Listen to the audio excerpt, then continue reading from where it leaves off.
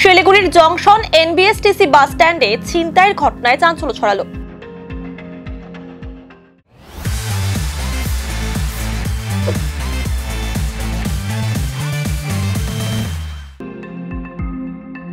Siliguri junction NBSTC bus stand यात्रियों के लिए सुरक्षित नहीं है, क्योंकि बस से उतरते ही यात्री के साथ छिनताई की घटना घट जारी है।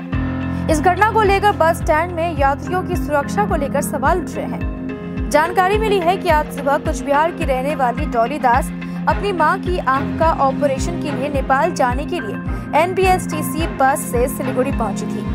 जंक्शन बस स्टैंड पर उतरने के दौरान डॉली दास की मोबाइल छीनताई कर बदमाश फरार हो गए।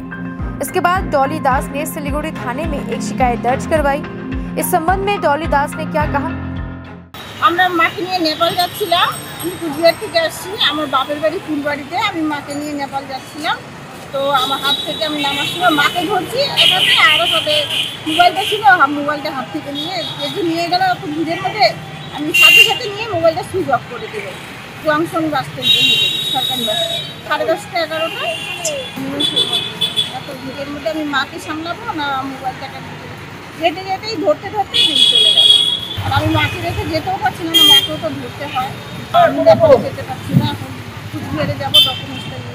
শিলিগুড়ি থানা থেকে বললো যে ডকুমেন্টসটা লাগবে, মোবাইলের আইডিটা লাগবে, তাহলে হয়তো পাওয়া যেতে পারে না। ওই ফোনটা নিয়েছিলাম এই 1 মাস হবে, আর 2-3 দিন গেলেই 1 মাস হবে। না এর আগেও তো মাকে নিয়ে নেপালে গেছিলাম, হয়নি।